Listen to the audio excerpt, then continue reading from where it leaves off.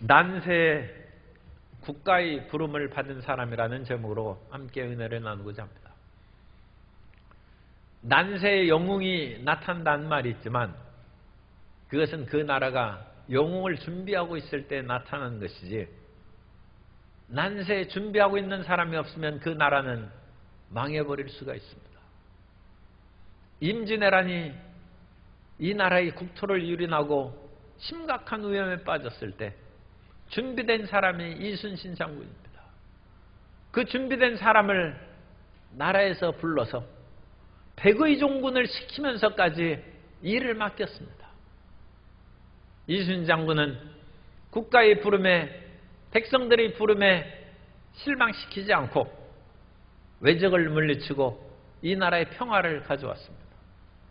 오늘 여러 가지 어려움이 우리의 가정과 사회와 직장과 나라에 있는데, 우리 크리스찬들이 기도로 준비하고 실력으로 준비하여 난세에 부름받는 하나님의 백성들이 다 되시기를 예수님 이름으로 축원합니다. 첫 번째 우리가 살펴볼 것은 반복되는 민족적 죄와 외적의 압제입니다. 역사는 반복된다는 그런 말이 있는 것처럼 비슷한 상황과 사건들이 계속 일어납니다. 그러므로 역사를 통하여 교훈을 받지 못하는 민족과 나라는 희망이 없는 것입니다. 우리는 과거의 모든 역사를 살펴봄으로써 그러한 잘못된 전철을 다시 밟아가지 않도록 우리가 깨어나야 되고, 우리 모든 사람들이 그냥 모든 것이 잘 되겠지 않은 안이한 태도를 버려야 되는 것입니다. 세상에는 기하학이나 일반 도형에서, 디자인에서 프랙탈 구조 이론이 있는데, 이 프랙탈 구조는 세부의 구조가 전체 구조를 닮아가는 것입니다. 예를 들어서 나무는 제 머리로 이렇게 쭉 줄기가 있고 양 가지로 이렇게 펼쳐져, 이것이 보통 나무의 보통 모습입니다. 이런 전체적인 모습이 가지에서 또 그대로 반복됩니다. 이 가지에서 다시 양쪽 옆으로 가지가 뻗어나감으로써 세부 구조가 그렇게 나오고, 또 가지의 가지가 그런 식으로 뻗어나가서 전체적으로 나무가 이 삼각의 이 삼지창 같은 그런 구조가 계속 줄기와 갖는 잔가지에 이르기까지 그렇게 가면서 큰 나무가 형성되는 거죠. 그런데 우리 인생의 모든 삶도 살펴보면 비슷한 그런 일들을 계속 반복하고 허물을 계속 반복하는 일을 우리가 볼 수 있습니다.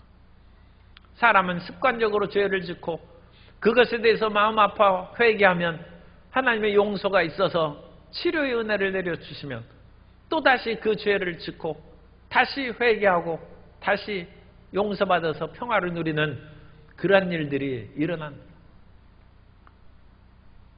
우리나라의 민주주의 역사가 그렇게 긴 건 아닙니다만, 그 짧은 민주주의 역사 속에서 수많은 국가의 최고 지도자들이 임기가 끝나고 고통을 당하고 그야말로 수감 생활을 하는 것을 보면서 그 일을 직접 당하는 사람의 고통은 말할 수도 없거니와 사실 일반 국민들의 마음이 많이 상했습니다. 어찌하여 나라의 최고 지도자들을 저런 식으로 비참하게 그와 같이 말로가 되어가고 그것을 온 국민들이 봐야 되는 것이냐, 마음에 비타는 것입니다. 국민의 그와 같이 기계가 꺾이고 다른 나라에서 최고 지도자들이 그런 식으로 됐는데 그 지도자들을 얼마나 존경하고 인정하겠습니까? 이 국가의 수치고 국가의 위신에 큰 문제가 생긴 거죠. 그런 프랙탈의 구조처럼 반복된 것을 우리가 끊어버릴 수 있어야 되는데, 그런 끊어버리는 것을 우리가 시행하기 위해서는 더 결연한 마음으로 꿈과 비전으로 우리가 전진해 나아가야 될 줄로 믿습니다. 이스라엘 백성들이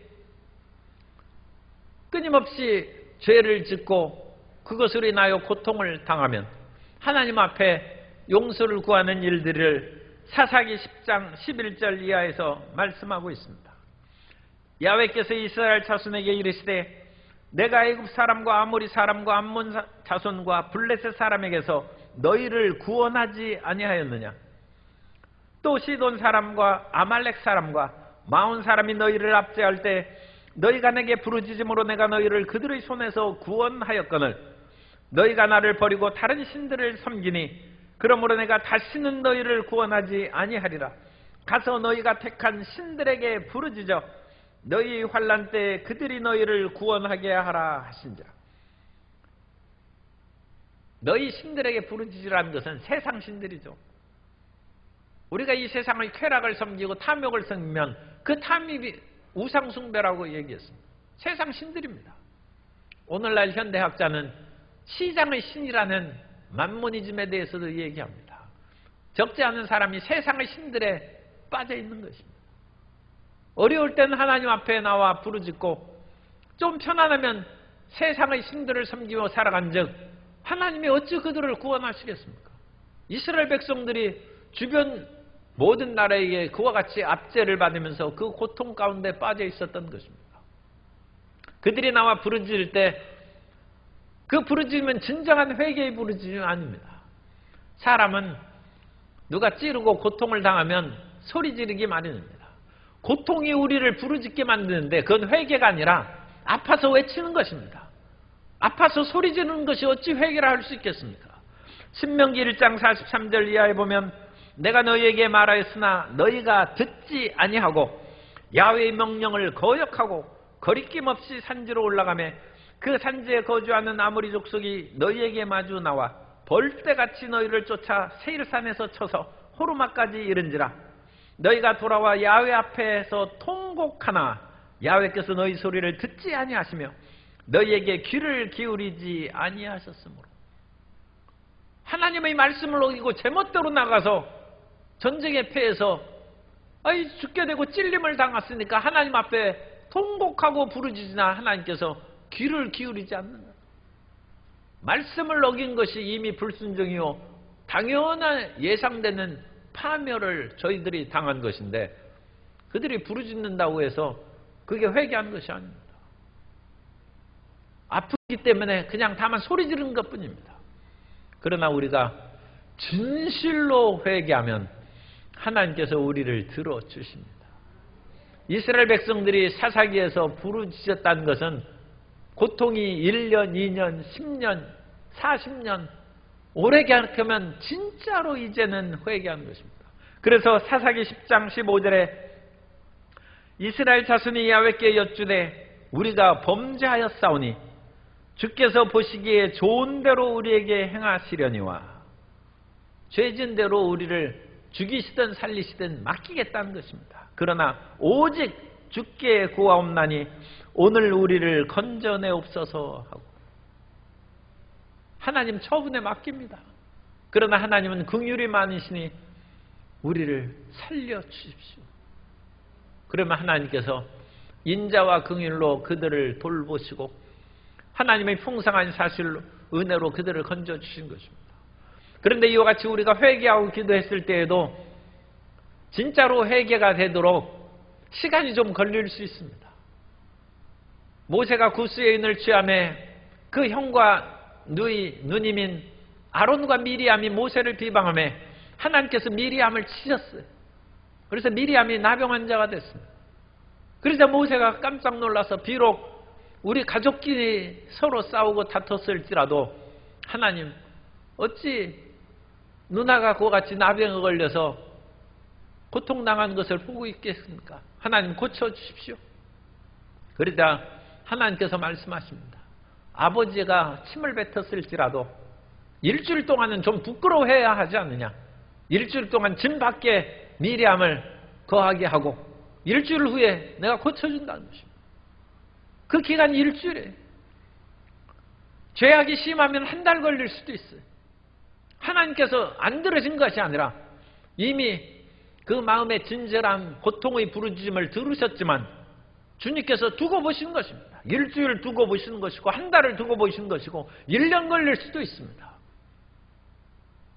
조금 기도하고 하나님 자기 마음에 진짜로 회개했는데 주님께서 금방 문제를 해결해 주시지 않으니까 그러면 제 마음대로 그러면 하겠습니다.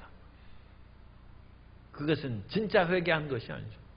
불순종한 마음이 여전히 남아있는 것입니다. 그런 불순물을 다 버리고 사나 죽으나 저는 주님께 매어 달립니다. 오직 주님의 인자하심과 긍휼하심을 의지하며 살아갈 뿐입니다 할 때 주님께서는 신속히 우리를 치료하시고 긍휼을 베풀어 주실 줄 믿습니다. 이스라엘 백성들이 암몬에게 고통을 여러 해 당했는데 두 번째로 암몬의 압제 시대에 등장한 입다에 대해서, 입다가 암몬 시대에 이스라엘을 구하는데 그 사실에 대해서 우리가 말씀을 살펴봅니다. 그들이 여전히 반복되는 죄로 사사기 10장 7절 이하에 있는 그런 죄를 지었습니다. 야훼께서 이스라엘에게 진노하사 블레셋 사람들의 손과 암몬 자손의 손에 그들을 파심해 그해 그들이 요단강 저편 저쪽 길앗에 있는 아모리 족속의 땅에 있는 모든 이스라엘 자손을 쳤으며 18회 동안 억압하였더라. 이스라엘 백성들이 회개가 잘 안 됐나 봐요. 당장 첫 해에 고통을 당했으면 부르짖었을 텐데 어떻게 되겠지 그러면서 버티는 것입니다. 그래서 18회 동안 암몬 족속에게 시달렸어요. 암몬 족속은 길앗 옆에 있는 그런 이방 족속입니다. 그래서 요단 동편에 있는 그 족속입니다. 그래서 요단 동편에 있는 길앗 부족들, 이스라엘의 한 지파입니다. 그 부족의 그 사람들이 특별히 고통을 당했습니다. 블레셋은 요단 서편에 지중해 편에 있는 그런 족속이죠. 그래서 블레셋 사람들은 요단 서편에 있는 그런 단지파나 유다지파를 많이 괴롭혔어요. 그런데 암몬 자손의 이야기는 요단 동편에 있는 그런 지파들이 고난을 당하는 것입니다. 그리고 이 암몬 족속들도 한번 군사를 일으키면 이스라엘 족속들을 쳐들어와서 자기들이 군사 비용, 군사를 일으키면 자기들도 군복 입혀야 되고 군량미해야 되고 여러 가지 경비가 들지 않습니까? 그 경비의 그야말로 2배, 10배 이상의 그런 것을 이스라엘에게서 빼앗아야죠.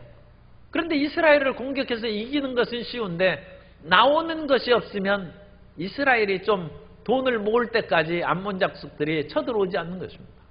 그런데 이스라엘이 살만하면 암몬 족속이 쳐들어오는데 입다 시대에 쳐들어왔어요. 사사기 10장 17절 이하에 보면 그때 암몬 자손이 모여서 길앗에 진을 쳤으므로 이스라엘 자손도 모여서 미스바에 진을 치고 길앗 백성과 방백들이 서로 이르되 누가 먼저 나가서 암몬 자손과 싸움을 시작하랴 그가 길앗 모든 주민의 머리가 되리라 하니라. 그래서 이 위기에 처했었는데 암몬 족속과 함께 나가서 싸울 만한 장군이 없어요. 이 난세에 준비된 장군이 없어요. 그래서 여기저기 살펴보니까 한 사람 있긴 해요. 그런데 그 한 사람은 길앗 지역에서 살다가 자기들이 쫓아낸 입다라는 사람. 그래서 입다가 이 난세에 부름을 받는 것입니다.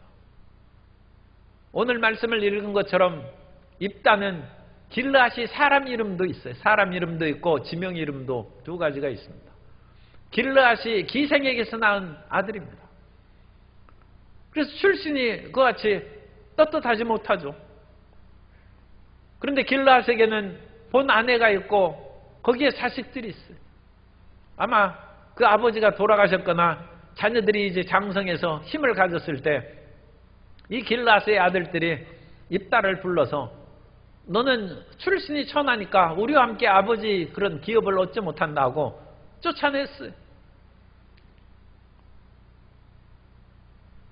입다가 얼마나 억울하고 분하겠습니까? 형제들에게서 집에서 쫓겨난 것이죠.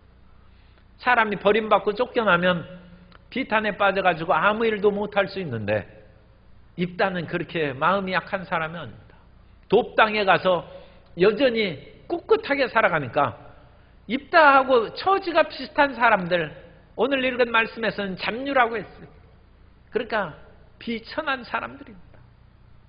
집에서 쫓겨나고 의지할 것 없고 환난당하고 빚지고 어디에 도망 나온 그런 사람들이 입다라는 훌륭한 인물이 있다 해서 그거에 모여들었어요.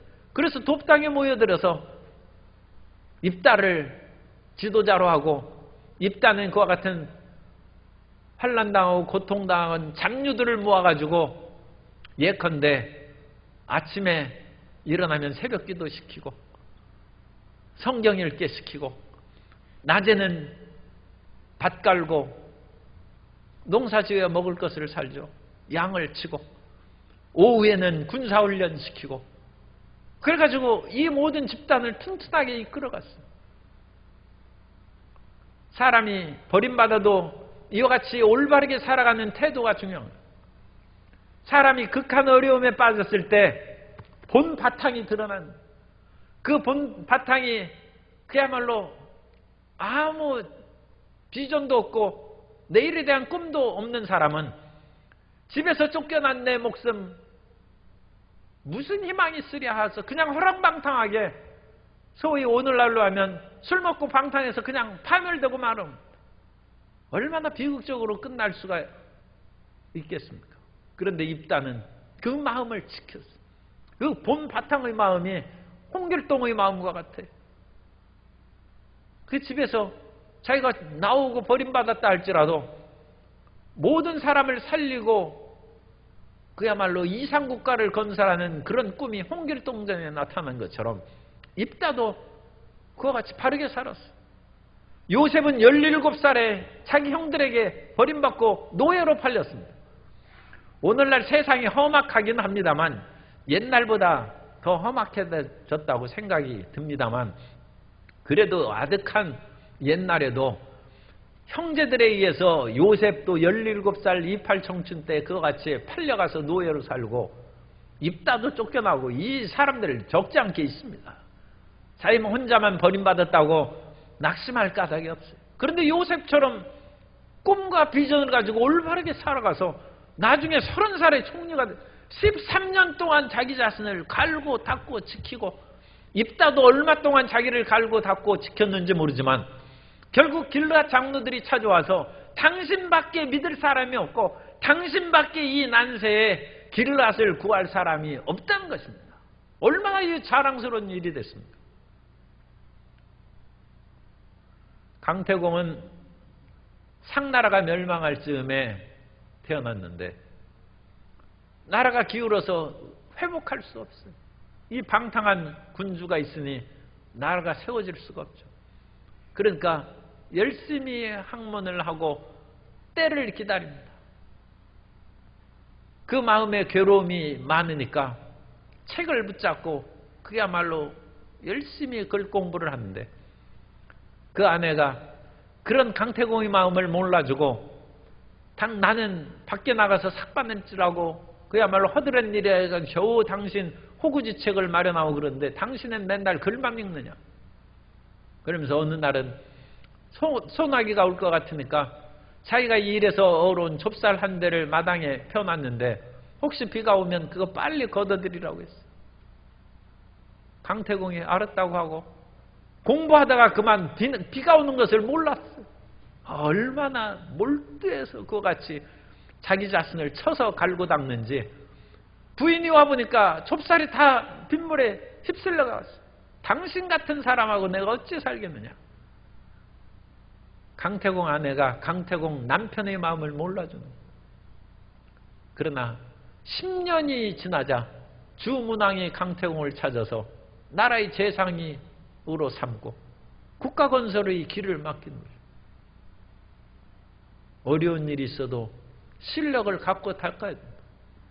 제갈공명도 남양에 은거해가지고 거기에서 자기 실력을 키우고 어려운 가운데 자신을 갈고 닦을 때 유비가 찾아와서 3번이나 찾아와요. 유비는 황족이고 그래도 알아준 사람이고 제갈공명은 초야에 묻혀있는 선비입니다. 그때 유비의 나이는 47이고 제갈공명은 27입니다. 20살이나 어린 사람을 3번이나 찾아와서 나를 도와달라. 당신이 지혜가 있으니 나의 책사가 되고 군사가 되라고 해서 제갈공명을 군사로 임명했어요. 아무리 어렵다 할지라도 우리가 실력을 갖추면 앞길이 열립니다. 옛말에 낭중지추라고 했어요. 자루 속의 송곳이다. 자루 속의 송곳이 뾰족하니까 그 자루를 뚫고 나올 거 아닙니까? 우리가 자루 속의 송곳처럼 우리 자신을 갈고 닦으면 반드시 삶의 길이 열리고 출세의 길이 열리고 뜻을 이룰 때가 다가오게 될 줄로 믿습니다. 입다가 자신을 갈고 닦음에 길라 장로들이 찾아와서 제 발로 찾아와서 그야말로 사장사장하는 거예요. 우리의 지도자가 돼달라 하는 거예요. 그때 입다가 얘기합니다. 내가 쫓겨날 때 당신들도 우리 집안의 그런 일들이 잘못됐다고 가로막아서 나를 보호해 주지 아니하고 함께 쫓아냈지 않았느냐. 너희가 나를 쫓아냈다고 성경에 그렇게 나옵니다. 같이 어울렸던 것입니다. 그러나 이제는 그런 사람들이 그 당시 길앗 지역의 지도자들이죠. 실력 있는 입다 앞에 찾아와서 우리의 지도자가 돼달라고 해서 입다가 그 길로 나아가는 것입니다. 어떠한 어려움이 있어도 버림받고 쫓겨남을 받았다 할지라도 그것으로 인생이 끝난 것이 아닙니다. 더군다나 우리 예수님을 믿는 사람은 세상의 모든 것이 사라졌다 할지라도 예수님이 우리와 함께 계신 줄 믿습니다. 우리 옆에 계신 성도님에게 예수님이 성도님과 함께 계십니다. 어떤 일이 있어도 낙심치 마십시오. 입다가 부름을 받고 세 번째로 입다가 암몬의 공격에서 민족을 구합니다. 입다는 무술만 연습한 것이 아니라 역사를 공부한 것이 틀림없어요.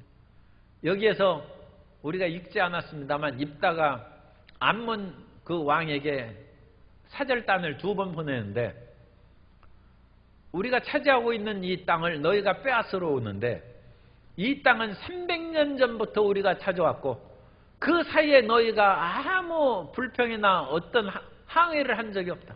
그런데 이제 와서 이 땅이 내 땅이니까 우리가 차지하겠다는 것은 말이 되지 않는다. 입다는 이 공부한 사람이고 역사를 아는 사람이고 대의명분을 아는 사람이에요. 아니 전쟁에 앞서서 왜 사절단을 왜 보냈냐 그렇게 생각할 수 있지만 이 입다의 사절단의 이 말을 듣고 암몬의 그런 모든 대신들이나 군사들이 명분을 잃어버린 거예요. 우리가 이스라엘을 왜 공격하지? 그들의 재물을 빼앗으려고 가는 것이지. 그럼 우리가 도둑놈 아니냐?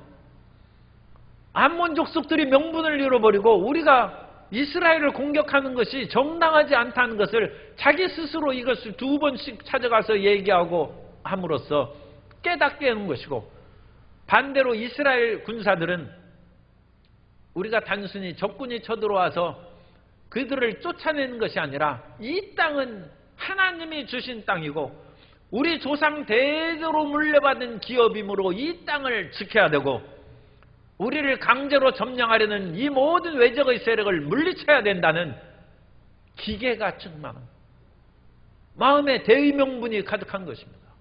하나님이 주시고 조상이 내려온 이것을 지키지 못하면 우리가 무슨 사는 보람이 있겠느냐? 그 마음에 명분이 생깁니다. 나라를 지킨다는 그 각오가 생기면 그 사람들을 감당을 못합니다. 그냥 아무 생각도 없이 전쟁터에 끌려나간 사람은 어중이 떠중이고 오합지졸이죠. 기회만 되면 도망가려고 하는 거예요. 그거 전쟁 이기겠습니까? 이순신 장군도 필사즉생 반드시 죽겠다고 각오하고 이 싸움에 임하면 살아날 것이고 왜군이 이와 같이 많은데 내가 어찌 살겠느냐 하면서 필생즉사다. 살고자 하는 사람은 반드시 죽는다. 전쟁에 임해서 목숨을 걸고 바쳐서 전진해 나아가면 그 기계가 상대방을 압도해서 적군이 그야말로 쫓겨가고 승리하는 것입니다. 엊그제도 참 이 나라에 불행한 일이 있어서 화재 사건이 이루어서 또 의로운 소방관 3분이 순직을 했어요. 그런데 어떤 사람이 거기에 써놨어요. 목숨을 걸고 공직자의 일을 수행하는 사람은 119 소방대원밖에 없다. 좀 과장된 말이죠. 목숨을 걸고 일하는 공직자들이 또 여러 군데 있겠죠. 그러나 우리 눈앞에 드러난 것은 그 불구덩이로 뛰어들어가는 것이 그게 말이 됩니까? 그냥 목숨을 건 것이죠. 자기 공직을 수행하기 위해서 불구덩이에 떨어지는 사람이 119 소방대원밖에 누가 있느냐는 것입니다. 그분들이 살아왔어야 되는데 죽기를 각오하고 떨어지는 그 사람들로 인하여 나라가 세워지는 것입니다. 국가의 의로운 기상이 세워지는 것이고 정말로 이 땅에서 우리가 책에서 배운 그 모든 진리를 삶 속에서 구현하는 것입니다. 책에서는 온갖 정직하고 바르고 다른 모든 사람을 위하여 희생하고 헌신하라고 하면서 위기에 빠지면 그런 공부해서 출세한 사람은 다 뒤로 도망가고 비행기 타고 도망가고 그러면 그 나라 꼴이 뭐가 되겠습니까? 입다가 죽기를 각오하고 전쟁터에 나갔는데 입다에게는 믿음이 있어요. 입다는 전쟁은 하나님께 속한다는 그것을 믿고 있습니다. 전쟁은 하나님께 속한 것이고 이 세상에서 아무리 치열한 싸움이 있어도 그 배후에는 하나님께서 힘과 능력을 공급해 주시는 그 사람이 이기고 승리하게 된 줄 믿습니다. 하나님께서는 이 위대한 역사를 역대하 20장 15절에서 말씀하시는데 야하시엘이 이르되 온 유다와 예루살렘 주민과 여호사밧 왕이여 들을지어다. 야훼께서 이같이 너에게 말씀하시기를 너희는 이 큰 무리로 말미암아 두려워하거나 놀라지 말라. 이 전쟁은 너희에게 속한 것이 아니오 하나님께 속한 것이니라. 하나님이 세상을 다스리십니다. 그러므로 우리가 취업을 하거나 이 세상에서 어떤 사회적인 분규가 있을 때에도 기도함으로 하나님께서 영적 전쟁에서 승리할 수 있는 힘을 공급받고 지혜로 공급받는 주의 자녀들이 다 되시기를 바랍니다. 시편 33편 16절 이하에 많은 군대로 구원 얻은 왕이 없으며 용사가 힘이 세어도 스스로 구원하지 못한도다. 구원하는데 군마는 헛되며 군대가 많다 하여도 능히 구하지 못한도다. 야훼는 그를 경외하는 자 곧 그의 인자하심을 바라는 자를 살피사 그들의 영혼을 사망에서 건지시며 그들이 굶주릴 때 그들을 살리시는도다. 세상에서 권력 있고 돈 있고 빽 있는 사람이 이기는 것처럼 보이죠. 그러나 하나님을 등에 업은 사람은 세상의 권력과 재물과 빽이 무용지물입니다. 하나님보다 더한 빽이 어디 있겠으며 하늘의 천군 천사보다 강한 군대가 어디 있고 하나님의 군사적인 지원과 물질의 풍부한 것보다 더 많은 이 세상의 재벌이 어디 있겠습니까? 하나님을 의지하고 다윗이 물맷돌 5개로 나아가며 온갖 갑옷으로 철갑으로 무장한 구척장신 골리앗이 맥없이 쓰러지고 다윗이 골리앗을 무찌른 것입니다. 입다가 하나님 앞에 서원하면까지 승리를 주신 하나님, 전쟁의 하나님께 자기를 붙들어 맸습니다. 서원은 결코 함부로 하는 것은 아닙니다만 서원은 위대한 힘이 있습니다.